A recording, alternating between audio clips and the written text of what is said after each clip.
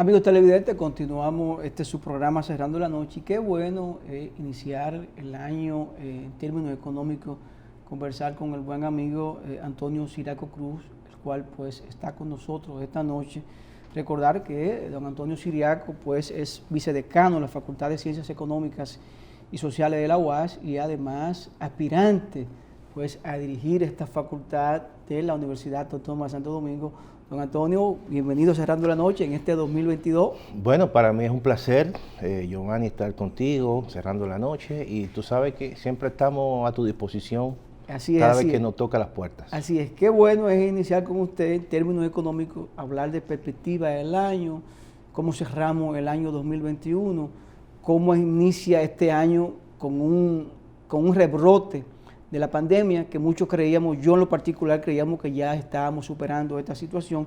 Pero empecemos en la conversación, don Antonio, con unas declaraciones que da el presidente del CONET, el señor Pedro Brache, de que habla de ausentismo y habla de reducir el tiempo de cuarentena de los empleados que son afectados por la pandemia, por la gripe o la influenza, y que se toman una licencia y que tal vez todavía tienen el virus, y él pues llama la atención para que el sistema, ellos se puedan reintegrar en un tiempo prudente, tal vez todavía con el virus encima, pero para dinamizar la economía, y hablando de un ausentismo laboral que llama su preocupación. En términos económicos y en términos de recursos humanos, de capacidad de recursos humanos, ¿en qué podría esto afectar o ayudar a la economía dominicana?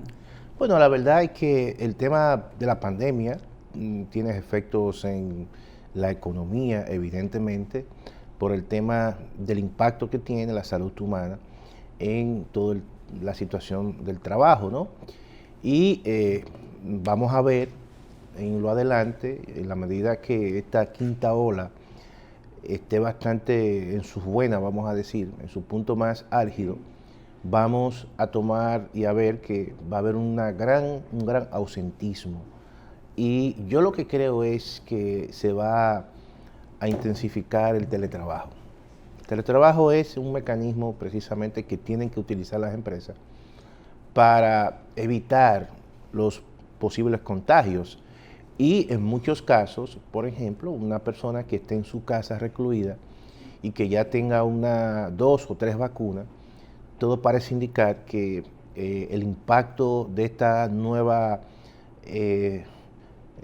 pandemia, vamos a decir, o variante que es el Omicron, tendrá un impacto quizás en la salud menos letal, y eso le puede permitir hacer fácilmente un trabajo desde la vía remota, en este caso desde el teletrabajo. Obviamente que esto está generando un nivel de ausentismo y de morbilidad importante, y la propuesta de los empresarios, evidentemente, lo que trata es de evitar que pueda haber algún cierre de la economía, porque ya hemos pasado por esa situación en el año 2020 y eso tiene un gran impacto en la economía, en el empleo, en los salarios, en la producción. Sin embargo, nosotros siempre debemos de partir de la máxima que la salud está por encima de todo. Entonces, lo que hay que buscar, pienso yo, un mecanismo de tal forma que una persona que esté afectada, en este caso por esta variante del Omicron, pueda quedarse en su casa, y a partir de allí, como el impacto es leve en términos de letalidad, puede ir ejerciendo un teletrabajo, aislado incluso, para evitar cualquier tipo de contagio al interior de una empresa. En ese sentido, yo creo que el gobierno, la impresión que tengo es que no va a cerrar la economía. Sí, he escuchado al presidente de la República ya decir en dos ocasiones de que no hay condiciones para cerrar. No lo va a cerrar, pienso yo, porque están priorizando el tema económico. Hay algunas, incluso escuché al mismo presidente de la República, hay algunas autoridades en materia sanitaria, en el sentido de que a pesar de que esta variante es contagiosa, pero los niveles de letalidad son bajos y por lo tanto no están comprometiendo hasta ahora todo el sistema hospitalario en términos de mayor personas enfermos que ingresan a una UCI. Bueno, eso es una buena noticia en ese sentido. Sin embargo, yo creo que siempre debemos de partir de un sentido de precaución porque uno nunca sabe, como todavía es un virus que está en proceso de conocimiento y evidentemente todavía en el mundo se requiere de una mayor tasa de vacunación para llegar a una especie de inmunidad de rebaño a nivel mundial, y por eso es que están surgiendo muchas variantes en muchos países donde no se ha vacunado gran parte de la población. Y en el caso de República Dominicana, que escuchamos del repunte del turismo y la recuperación del turismo, ¿pudiera esta variante ahora mismo, este resurgimiento de la epidemia, disminuir esas expectativas que tenemos en materia de turismo e influir en la parte económica, en la recaudación de divisas y dinamismo del sector turismo? Yo pienso que quizá el sector que más será impactado y está siendo impactado con esta nueva variante, Giovanni, es el turismo, porque el turismo tú tienes que verlo no solamente desde el punto de vista de las políticas públicas o acciones de políticas públicas que se generan al interior de la economía, sino también que nosotros somos, este es un sector muy orientado hacia el exterior, que está muy insertado. Entonces, también hay que tomar en consideración las economías de donde proceden los turistas. Si de repente nosotros tenemos un gran componente que viene de Estados Unidos y un gran componente de turistas que vienen de Europa o de Canadá, y vemos que en esas tres regiones, en esos tres lugares, hay situaciones en las cuales están imponiendo restricciones, eso evidentemente que constituye un muro de cierta manera, una restricción para que esos viajeros vengan a la República Dominicana. No es por la labor que se ha hecho al interior de la República Dominicana, todo lo contrario. Aquí nosotros, en sentido general, tenemos una buena tasa de vacunación, tenemos casi más de un 60% sí, de una vacunación con 2 dosis, más de un 70%, casi un 80% con una dosis, y hay un porcentaje importante que se ha puesto una tercera. De manera que ha habido un proceso interesante de proteger a la población dominicana precisamente para reaperturar a ese sector u otros sectores, y eso le ha servido en cierta manera que en el año 2021 el sector turismo pudo ir poco a poco recuperándose, pero ya hay un punto o llega a un punto que no depende de nosotros, depende obviamente de los países que reciben, donde vienen los turistas. Entonces, todo eso evidentemente que retrasa la recuperación total del turismo a tal punto de que, por ejemplo, en un año normal, como el 2018, 2019, el turismo generó en la República Dominicana 7.600 millones de dólares. Bueno. Y llegaron a la República Dominicana más de 6.5 millones de turistas. Este año, o el año pasado, que hubo una recuperación importante, posiblemente llegaron a la República Dominicana, hay que ver las estadísticas finales, pero no más de 5 millones de turistas, no se generó más de 5.000 millones de dólares, todavía significa que hay que seguir avanzando, y entonces este año se ha presentado esta variante, y yo pienso que eso en cierta manera ralentiza un tanto la recuperación del turismo, la paraliza, y hay que ver obviamente cómo se reacciona a partir de estos primeros 3 meses. Don Antonio, el presidente de la República, pues en estos días habló de un tema bastante interesante y que tiene que ver con la unificación de las pensiones, y yo creo que esto ayuda también la economía, claro, porque más personas, pensionados, jubilados, pues ya tendrán una cantidad de dinero con un tope de 10.000 pesos, lo que tiene más poder adquisitivo. ¿Pudiera esto influir en la parte del dinamismo o la economía, o estos son casos aislados que no afectarían mucho lo que es la movilidad de dinero en las calles? No, yo creo que todo tipo de mejoría en los salarios de servidores públicos, de una forma u otra, y más personas que están pensionadas, todo eso es consumo, más que ahorro. Y eso, en este sentido, le da buena dinamiza, vamos a decir, una parte de la economía. Sin embargo, evidentemente que estamos hablando de una proporción que, en cierta manera, no es el grueso, ¿no?, de todo el sector público, pero lo importante de todo esto, Giovanni, es que se hace justicia. Sí, sí. Se hace justicia, sobre todo porque estamos en un sistema de pensiones, que en este caso, por ejemplo, un sistema de reparto, el que le toca a esos servidores públicos que fueron beneficiados y que recibían pensiones mínimas y que verdaderamente tú se la estás mejorando. Y eso obviamente que es una mejoría y eso significa que también una parte de la economía se puede beneficiar de eso. Por último, para concluir este segmento, don Antonio, hay un tema que usted habló ahorita de que el resurgimiento de la pandemia, el presidente dice que no va a volver a cerrar, pero si las cosas siguen así, las escuelas, en este caso los centros universitarios, volverán a trabajar a distancia, y usted habla de teletrabajo.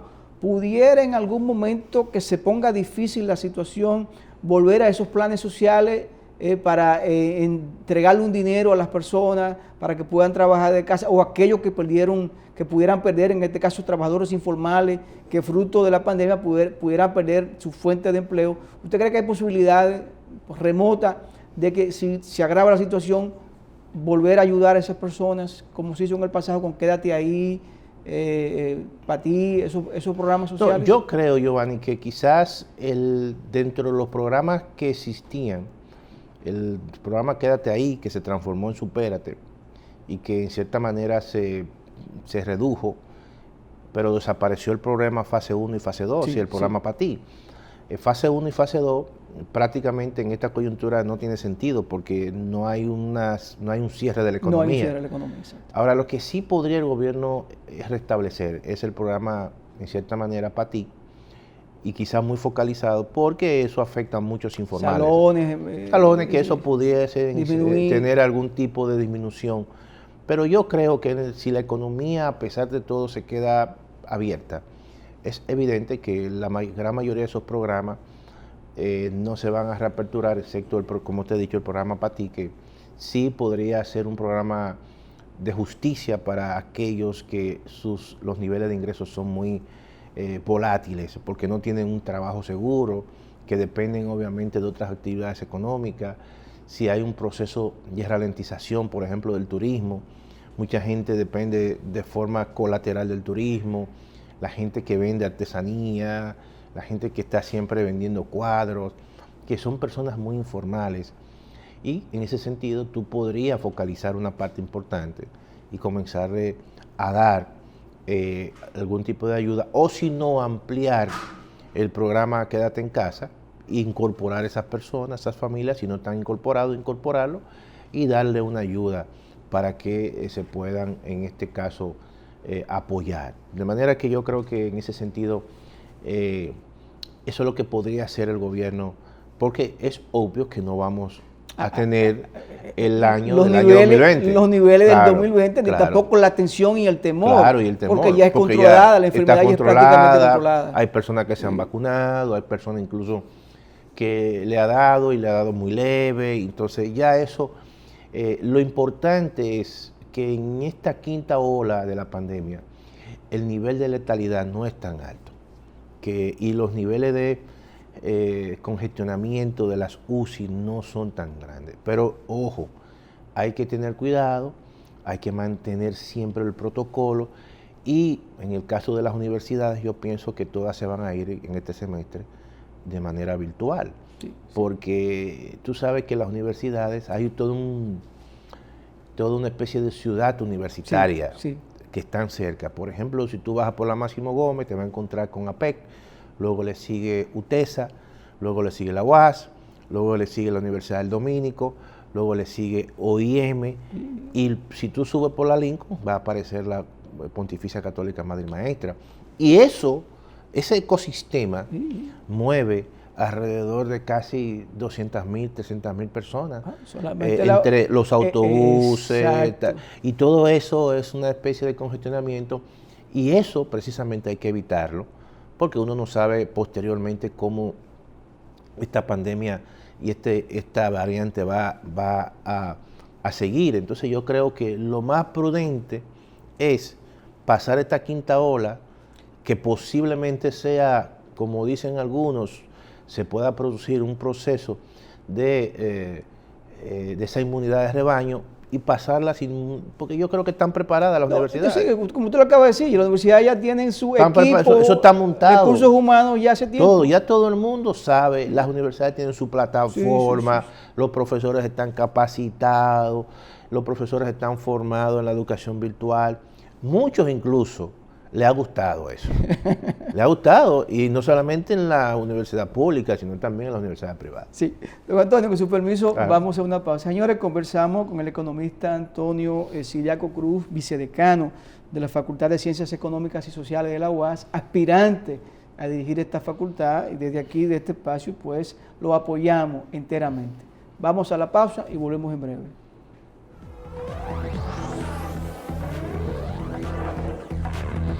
Señores, conversamos con el buen amigo Antonio Ciriaco Cruz, vicedecano de la Facultad de Ciencias Económicas y Sociales de la UAS, economista, yo diría uno de los economistas con más vuelo con que cuenta la República Dominicana, preparado y sobre todo muy humilde, no está haciendo alarde de sus capacidades.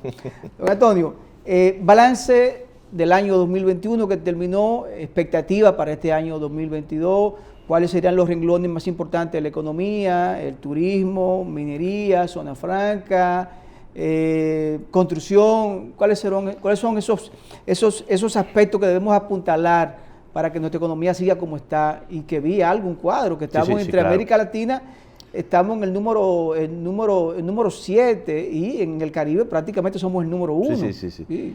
Tú sabes, Giovanni, que la economía dominicana en el año 2021 tuvo un desempeño importante, más allá incluso de lo esperado por las mismas autoridades. Y eso tiene sus razones, en términos del crecimiento. Puede haber un efecto rebote, porque la economía tuvo una caída muy profunda en el año 2020, pero también hay una recuperación que se debe también, en este caso, a la cantidad de remesas que llegaron del exterior. Eso es muy importante porque la República Dominicana en el año 2021, el año pasado, recibió alrededor de 10.000 millones de dólares en remesas.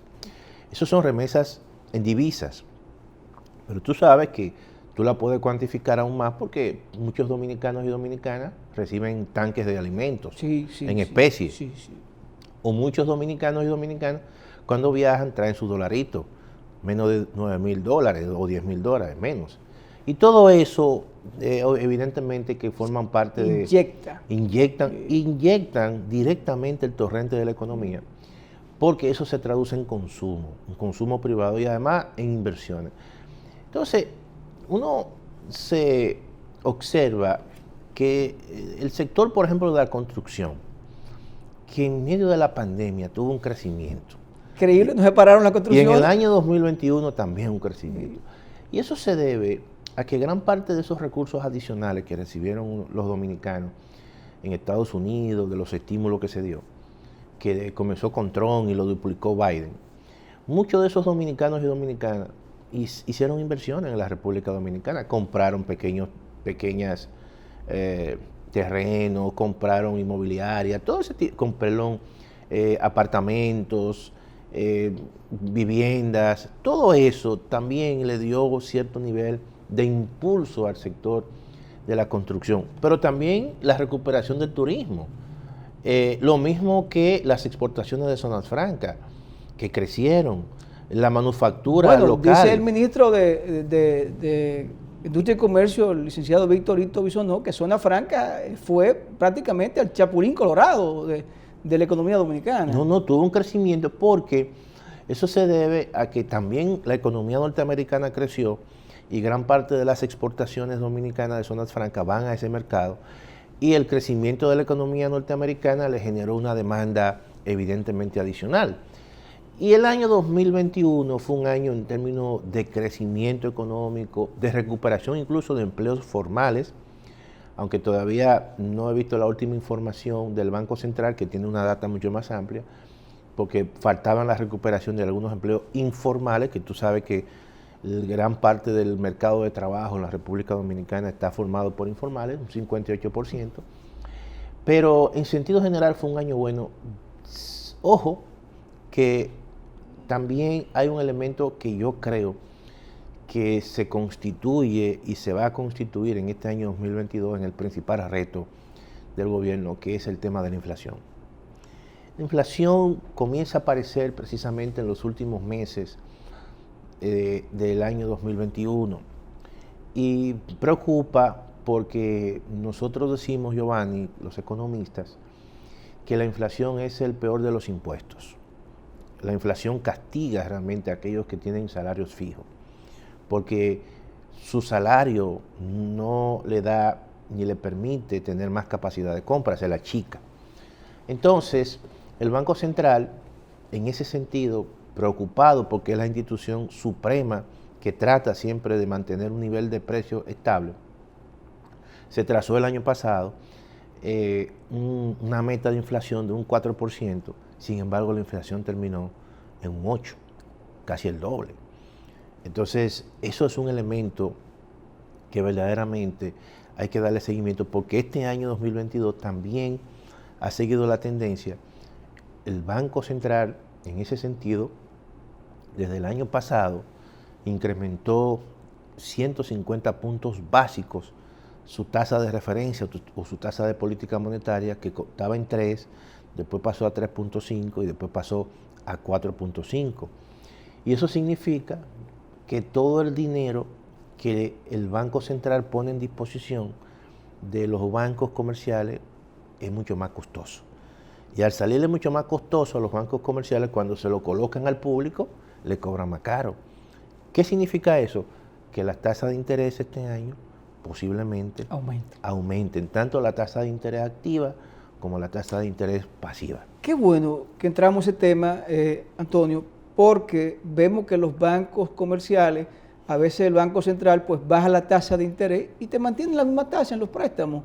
En este caso, si aumenta la tasa, ¿aplicarán ese aumento o se conservarán ahí y dejarlo ya que son contratos viejos y que ya se habían hecho? Lo correcto, y debe ser, y todos pensamos, que aquellos contratos que se hicieron cuando el Banco Central le colocó dinero barato, ellos tienen que mantener eso porque se supone que lo prestaron dentro de un plazo. Claro. Hicieron un contrato. Y si en ese contrato no se establece tasas variables, entonces, si usted tomó prestado durante 5 años, en esos 5 años no le puede mover la tasa de interés. Yo creo y yo me imagino que el impacto que tendrá los incrementos en la tasa de interés activa es para los nuevos préstamos que se tomen a partir de las medidas que tomó el Banco Central.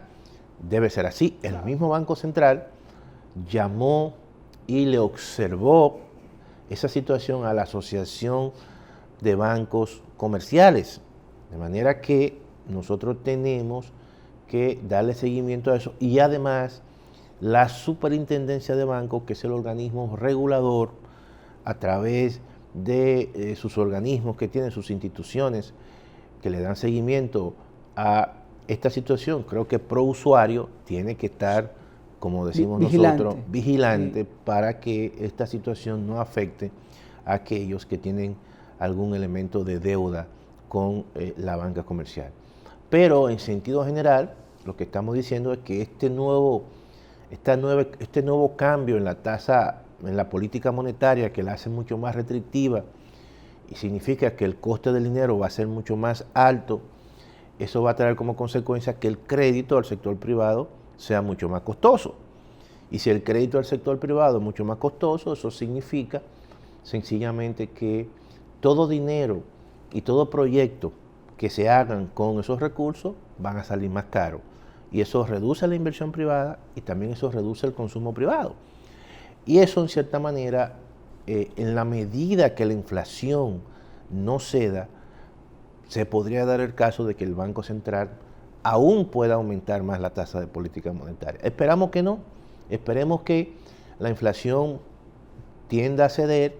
Es un proceso lento, es un proceso que depende en parte por los estímulos que dio el Banco Central, pero en sentido general la inflación que nosotros estamos viviendo y el mundo es una inflación importada, producto de situaciones que se han dado en la cadena de suministro, en la concentración de la cadena de suministro que se ha concentrado en China. China ha tenido problemas. Y entonces los famosos commodities. Los commodities, los fletes se han incrementado. Sí, eso ha sido exorbitante. Y todo eso tiene un impacto en las importaciones y en los costos de producción. Usted está preocupado por la inflación. Yo creo que es el tema neurálgico, nodal, que afecta a toda la familia dominicana, sin excepción. Así es. Porque incluso familias con un gran poder adquisitivo se ven con esa situación. Pero en otras ocasiones usted ha hablado en este programa de una canasta controlada, o por lo menos productos controlados. ¿Puede el Estado, en este caso, si ve que ya en el primer trimestre se le va de la mano, tener ya un as bajo la manga a partir de mayo, yo diría, para aplicar esa canasta controlada? Yo creo que el gobierno tiene también que establecer niveles de resiliencia a través de acciones de políticas públicas, de medidas de políticas públicas. Nosotros hemos planteado que si esto sigue, el gobierno tendrá que proteger la canasta básica. Por ejemplo, declarar una especie de amnistía arancelaria a insumos que tengan que ver con productos importantes. Por ejemplo, el insumo de los fertilizantes o la urea, que se utiliza mucho para los fertilizantes y que es necesario en el uso de la producción arrocera, bueno, vamos a declarar transitoriamente una amnistía arancelaria. Si se le cobraba un 20, vamos durante un tiempo, 6 meses, 8 meses, un año, no lo vamos a cobrar, para que esos precios no se transmitan al producto final.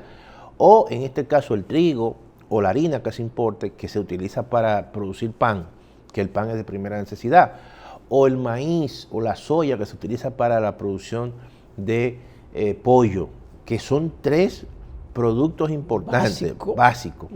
Entonces, tú proteges el impacto de todos esos commodities en los costos de producción. Pero en segundo lugar, yo creo que también tenemos que seguir fortaleciendo la producción nacional, el sector agropecuario. Yo creo que el gobierno en ese sentido lo ha hecho bien, en el sentido de que tú encuentras que ha habido, aunque en algunos casos los precios de esos productos son más caros, pero ha habido una oferta importante que siempre se ha mantenido. Entonces tú tienes que seguir manteniéndole el apoyo al sector agropecuario, dándole un financiamiento relativamente barato, porque hasta ahora, si hay un sector que los gobiernos, no este, sino también el anterior y el otro, lo han apoyado, ha sido el sector agropecuario.